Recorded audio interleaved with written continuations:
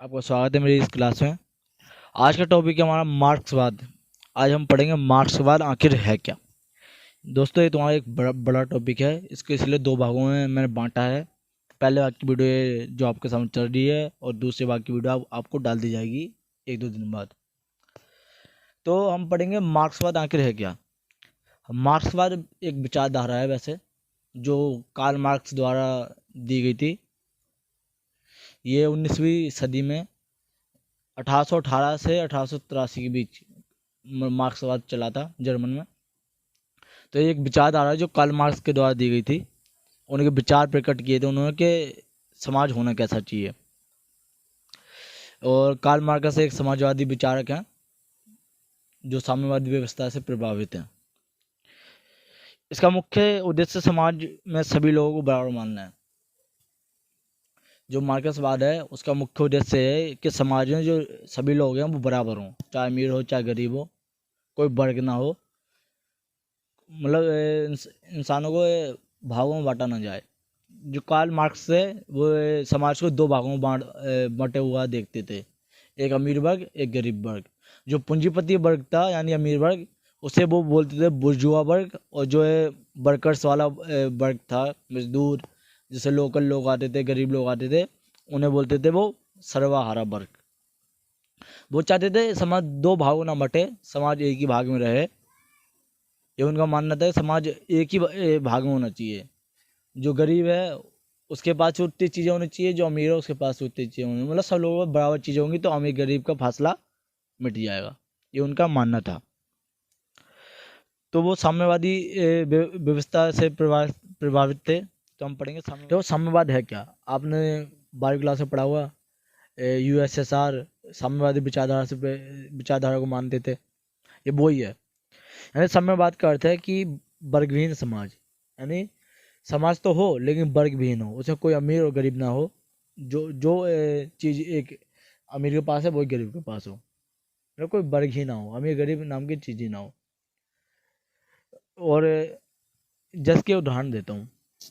एक क्लास के 40 बच्चे हैं, उसमें कुछ टॉपर हैं, कुछ मिडल बेंचर है, कुछ बैक बेंचर है। टॉपर टॉपर वो होता है जो सबसे ज़्यादा पढ़ता है। मिडल वो होता है जो कम पढ़ता है, मतलब पढ़ता है लेकिन कम पढ़ता है। बैक बेंचर वो होता है जो पढ़ता ही नहीं है, दूसरे टिप टिप के करता है। आप में से होंगे शायद एक आधे। तो जो मार्क्स टॉपर को दिए जा रहे हैं वही मार्क्स बैक बेंचर को दिए जा रहे हैं, वही मार्क्स मिडल बेंचर को दिए जा रहे हैं। मतलब सब क्लास के 40 से 40 बच्चों को सेम नंबर दिए जा रहे हैं, जबकि टॉपर ने अधिक मेहनत की थी। इस तरीके से लोग मेहनत करना भी छोड़ देंगे स्टूडेंट, जब उन्हें तो लगेगा हाँ भाई सामने वाले को भी वही मार्क्स मिल रहा है, मुझे वही मार्क्स मिल रहा है, तो पढ़ने की क्या जरूरत है।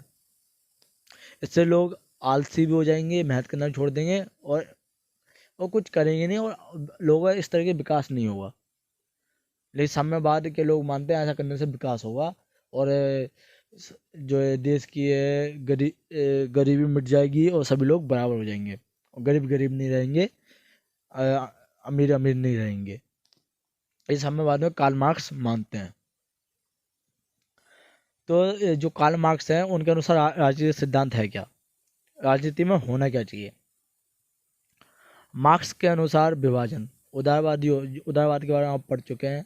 इसमें क्या क्या होता है। अगर आपसे पूछा जाए कि उदारवाद है क्या, तो आप बताएंगे ये परिवर्तनशील लोग होते हैं और ये व्यक्तिगत स्वतंत्रता को बढ़ावा देते हैं और ये बदलाव को जल्दी स्वीकार कर लेते हैं। ठीक है। और तो हम क्या पढ़े थे, हम पढ़े थे मार्क्स के अनुसार विभाजन। उदारवादियों के विपरीत मार्क्स इस बात पर बल देते हैं कि समाज में प्रत्येक व्यक्ति की क्षमता अलग अलग होती है। ऐसे में वह अपनी समान स्थिति मानकर प्रतिस्पर्धा कर सकता है। जो मार्क्स हैं वो इस बात पर बल देते हैं कि समाज में प्रत्येक व्यक्ति की क्षमता अलग अलग है। सही बात है। कोई कुछ कर सकता है, जो चीज़ तुम कर सकते हो वो तुम्हारे सामने वाला नहीं कर सकता। ये सही बात है। सबकी ये जो है स्किल्स होती हैं वो अलग अलग होती हैं, ये मार्क्स का मानना है। ये सही बात है। मार्क्स कहते हैं कि जिस व्यक्ति के पास उत्पादन के संसाधन हैं, जैसे भूमि पूंजी प्रौद्योगिकी तकनीकी, वह अपने इन संसाधनों की सहायता से अपना विकास तेजी से कर सकता है। जबकि एक ऐसा समूह भी समाज में रहता है जिसके पास संसाधन नहीं होते, वह अपना श्रम बेचकर अपनी ज़रूरतों को पूर्ण करता है। इस स्थिति में श्रम खरीदने वाला व्यक्ति पूंजीपति या बुर्जुआ वर्ग कहलाता है। अलग कहने का अर्थ यह है कि ये समाज में दो तरीके के लोग होते हैं। उदाहरण देता हूँ, जैसे कि एक किसान का बच्चा है और एक अमीर आदमी या बिजनेसमैन का बच्चा है, ले लो। तो जो संसाधन बिजनेसमैन के बच्चे के पास होंगे, क्या वो किसान के बच्चे के पास होंगे? नहीं होंगे। इसीलिए जैसे कि एक अमीर आदमी का जो बच्चा, बिजनेसमैन का बच्चा है, उसके पास कंप्यूटर, कॉपी, किताब सब चीज़ें हैं, लेकिन गरीब बच्चे जो किसान का बच्चा है उसके पास ये सारी सुविधाएं नहीं हैं।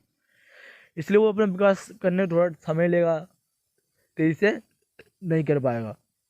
लेकिन जो बिजनेसमैन का बच्चा है वो तो तेज़ी से अपना विकास कर लेगा, क्योंकि उसके पास सारे संसाधन उपलब्ध हैं। इसीलिए जो गरीब या मजदूर वर्ग होता है वो श्रम करता है, यानी श्रम बेचता है, यानी मजदूरी करता है, और जो उसे पैसे देता है, यानी पैसे देने वाला, वो कहलाता है पूंजीपति वर्ग। और पूंजीपति वर्ग को जो कार्ल मार्क्स हैं उन्होंने क्या नाम दिया? बुर्जुआ वर्ग।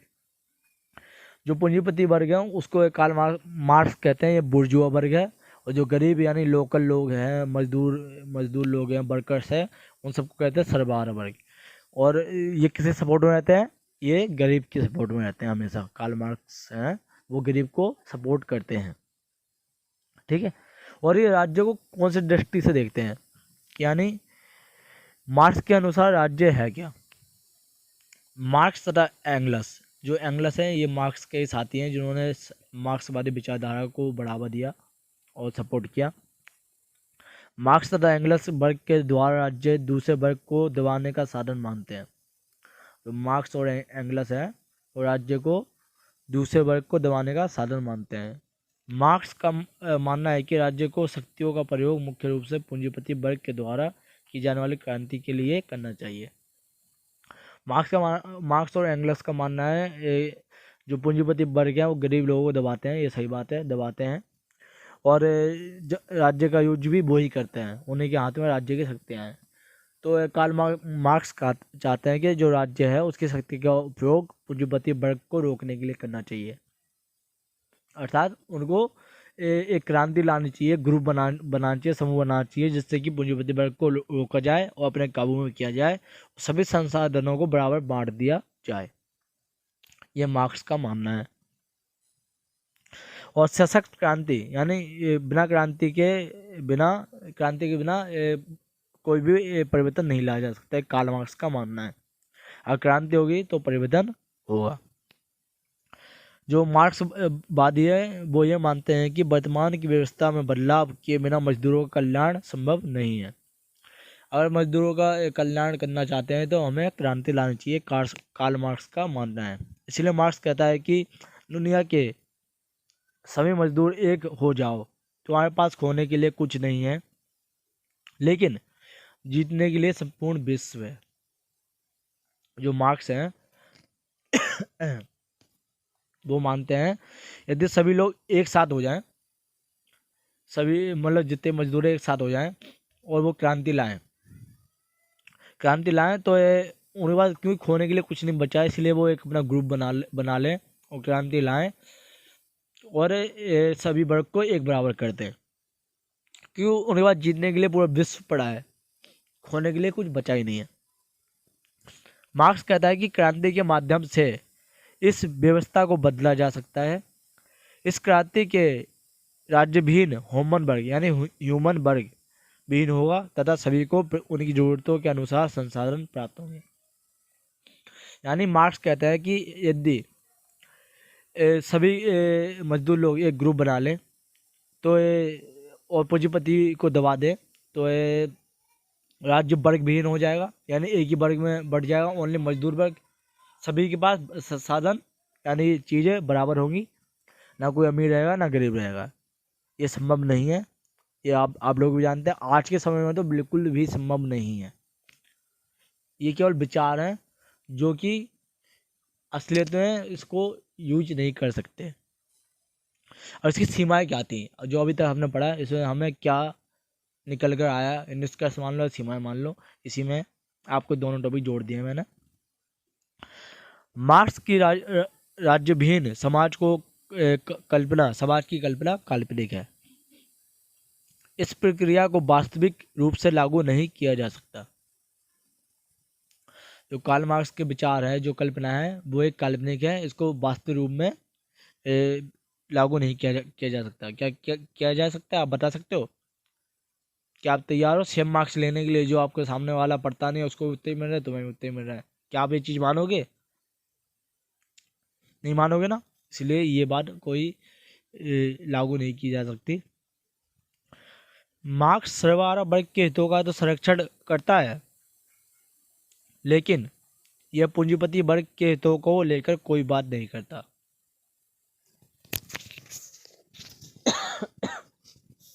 जो मार्क्स है वो पूंजी सर्वहारा वर्ग यानी गरीब वर्ग का तो संरक्षण करता है, लेकिन पूंजीपति वर्ग का उसे कोई बात नहीं करता है। मार्क्स के विचार वर्तमान के कल्याणकारी राज्य के संबंध में मूल्यहीन नहीं रहते हैं। और मार्क्स की जो बातें हैं उनका कोई मूल्य नहीं है आज के समय में। आप ही अगर इस बात को गौर करें तो उनकी बातों का कोई मूल्य नहीं है आज समाज में। बिना राज्य कुछ हो ही नहीं सकता। आप देख रहे हो आज जो वर्तमान में हमारा राज्य है उसमें राज्य का रोल कितना बड़ा है, क्योंकि वर्तमान में राज्य न सिर्फ कमजोर वर्ग के हितों का संरक्षण करते हैं बल्कि उन्हें विभिन्न प्रकार की सुविधा प्रदान करते हैं। जो हमारा राज्य है, राज्य के द्वारा हम एक गरीब लोगों को भी देखते हैं, अमीर को भी देखते हैं, सभी लोगों को बराबर करते हैं। गरीब को कैसे बराबर करते हैं? जो हमारे बैकवर्ड कास्ट लोग हैं, SC OBC माइनॉरिटी, उन्हें भत्ता दिया जाता है, जॉब में छूट दी जाती है उन्हें सर्टिफिकेट के द्वारा। तो हमारा राज्य जो है सब लोगों को बराबर रूप से ध्यान देता है और उन्हें सहायता करता है। मार्क्स जिस वर्गविहीन समाज की कल्पना करता है, ऐसी स्थिति वास्तव में स्थापित करना एक दीर्घकालीन लक्ष्य प्रतीत होता है। जो मार्क्स की जो बातें हैं, जो कल्पना है, और उसको लागू भी किया जाए तो उसमें बहुत ज़्यादा समय लग जाएगा, जो कि संभव नहीं है। व्यवस्थित रूप से समाज और राज्य को परिभाषित ना कर पाना। जो मार्क्स के विचार हैं वो समाज को व्यवस्थित रूप से परिभाषित नहीं कर रहे हैं, राज्य को परिभाषित नहीं कर रहे हैं, इसलिए इस चीज़ को लागू नहीं किया जा सकता। तो आप जान रहे हैं सर्वहारा वर्ग में बता चुका हूँ, मजदूर, किसान, गरीब लोग सर्वहारा वर्ग में आते हैं। तो आज की वीडियो में इतना ही। मेरा गला ख़राब है इसलिए मैं ज़्यादा देर तक नहीं बोल पाया, लेकिन आपको पूरी कोशिश करूँ पढ़ाने की। तो चैनल को लाइक सब्सक्राइब जरूर कर दें और शेयर करना ना भूलें। आपकी अगले टॉपिक की वीडियो जल्दी आएगी, 1 या 2 दिन में। Okay, thank you.